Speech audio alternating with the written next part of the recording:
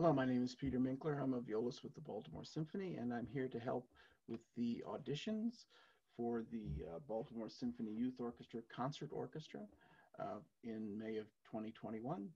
And so I'm here to give some tips and some pointers and to help you with these excerpts that you've been asked to perform. Now, there are three excerpts, and I'm going to help you with each of them. First, the Beethoven 7, then Brandenburg, Bach Brandenburg, and then the third is Copland Hoedown. So let's start with the Beethoven. There's very little here that needs to be said, I think, except a few things. First, this melody has to be very placid, very straight, and not a whole lot of up and down dynamically or anything else. You have to be careful about the grace notes. The grace notes are on the beat. Da da dee, da da da, da da da, like that. Da da da da. Okay. And be very careful when you get to measure 43. You see it says pianissimo. That pianissimo is extremely important. So you can play the first part of it, I'd say maybe a little louder than piano, perhaps maybe mezzo piano or mezzo forte. But then when you get to that pianissimo, you want to play flottando, which means light bow and hardly any vibrato and very, very soft. Making that contrast is very important. And I'd like you to see you all do that because I think audition-wise, it's important for the conductor, whoever is on the other side of the screen, to know that you are reading the dynamics as they should be performed. So I'm going to play this for you. The other thing to remember is that underneath this melody in the rest of the orchestra is the main theme. Ba, ba, ba, ba, ba, ba, ba, ba, ba, ba. So if you think of that rhythm as you're playing, it should keep you from either going too fast or too slow or cutting off some notes, only playing them, not instead of playing a half note, or you play 3/4 of a half note or something. So it helps, at least for me, to have that inner rhythm going when I'm playing this excerpt. So here's the second movement of Beethoven 7, and here it is. I'll count 2 bars. 1, 2, 2, 2.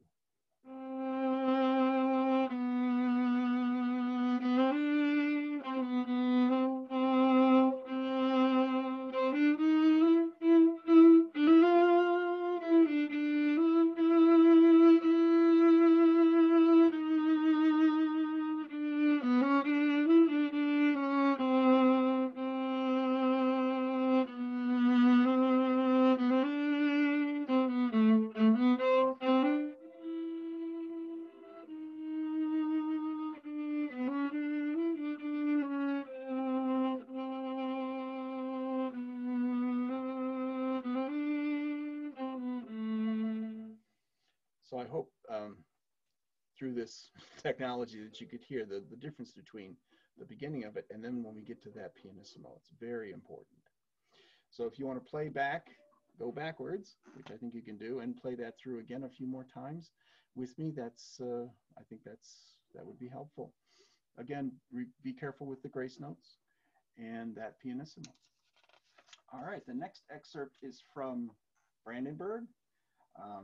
And the thing that I saw immediately was the dynamics. Bach didn't write dynamics in his music.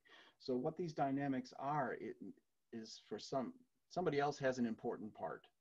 And while they're playing their important part, forte, we're playing piano, and so on. There's crescendi and there are other things, but this is the part that was given to you, so we should try to do the dynamics as best we can. In Bach's music, we play almost everything from the middle of the bow up to the tip. So it's here. It's not in the middle. It's not at the frog, but it's middle to the tip. And that's because in Bach's time, they didn't have this bow. They didn't have the tort bow, which is what it's called. They had a bow that was like this. And so they couldn't bounce the bow, really. I don't think, but they could certainly play very legato. And so that's what this is all about. So I'm going to play this through first, slowly, ba-da-dum, ba-da-dum, about that tempo. So you can hear the rhythms and hear the F sharps and C sharps especially. Okay, here we go. 1, 2.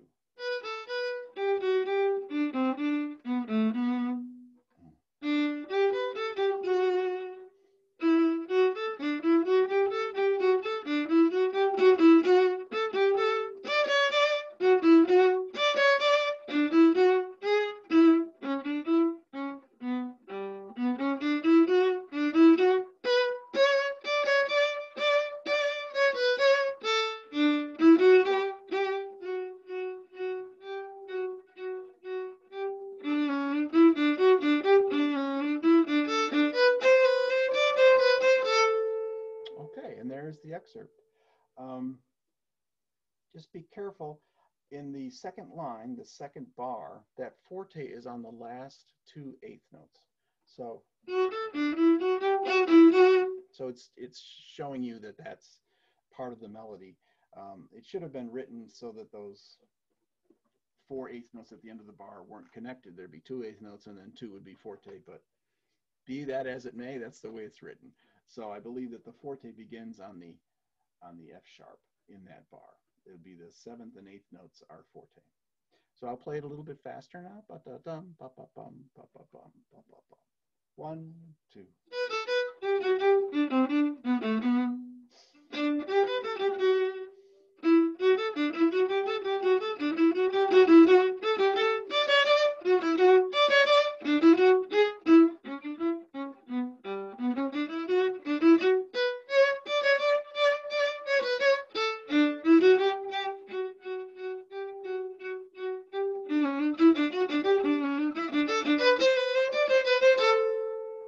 And there's always a temptation to play those last 3 bars faster than what was going on before, just because, it's faster notes and you want to play them and have a little bit of brilliance to them. But really try to stay in the same tempo that you've been doing the whole time so that you don't rush too fast ahead.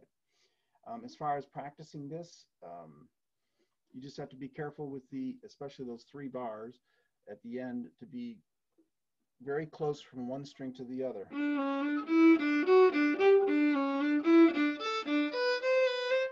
So you don't have a lot of movement in your right arm, because that will slow you down in those figures. And you can practice it with bowings.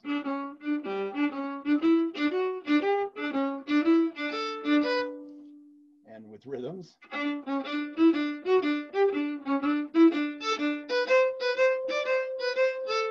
Bowing. Here we go, back to bowings.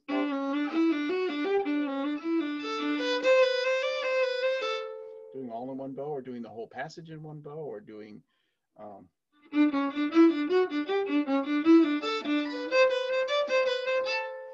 any of that helps train your left hand to be with your right hand, with coordination, of course.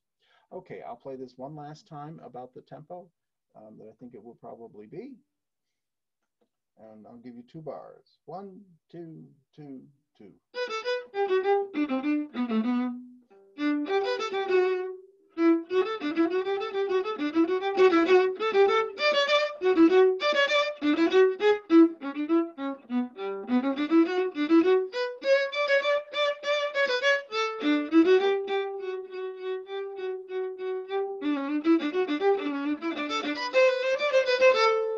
And there it is. So that's a lot of fun, that one. So I hope you enjoy working on it. And the last one is Hoedown. And during our coachings, we worked on this, but I just want to just say that it says forte vigoroso at the beginning of this, at measure 15. And so we want to give it a lot of vigorousness, I guess is what you'd say. And then as far as fingerings are concerned, 2 bars before 16, I play open string, okay, and then shift to 2nd position for the E, and then stay in 2nd position. That way you can get the F and not shift from 1st to 3rd, because that again can slow you down in this figure. And the last fingering is, let's see, 1, 2, 3, 4, 5, 6, 7 after 16. The bar before is, and then I shift to fourth position. So I play the E with the fourth finger, and then I play it with my first finger, and then shift back to first position. So.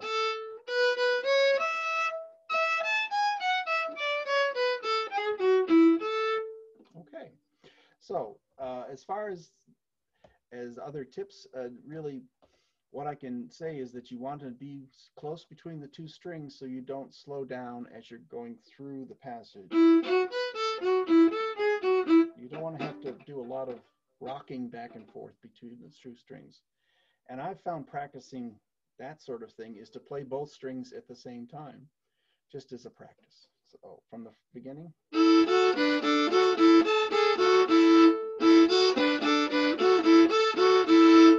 And then you try to just play as close as you can to that other string, but not play it.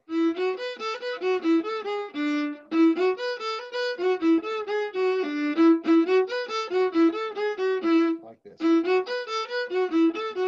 Sorry, I was confusing those two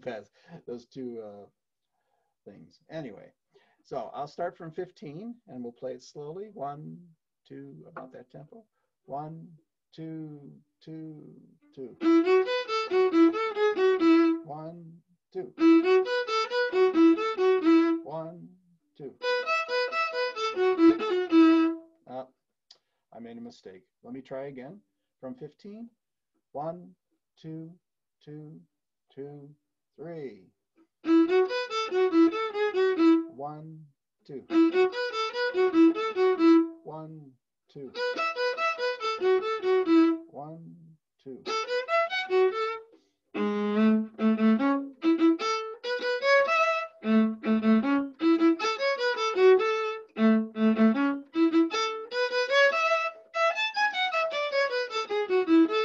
One, two, 1, 2, 1. So that's the passage. So it goes a little bit, I'll play it a couple more times, a little bit faster for each time, and you're welcome to play along with me. Okay? 1, 2, 2, 2, 1. 1, 2. 1, 2. 1, 2.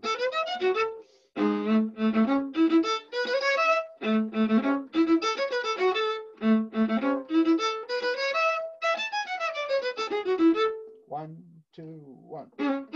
1, 2, 1. Okay, now we'll play it up to performance tempo.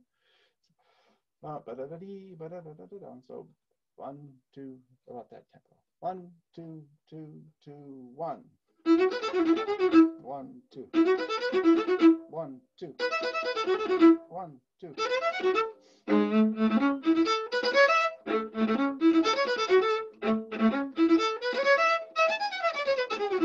1, 2, 1. 1, 2, 1. Okay, so that's the excerpt. I hope I've been of some help, and I wish you good luck in the auditions. There's always something new to find out, and good luck with your practicing. And I hope to see you again soon. Bye.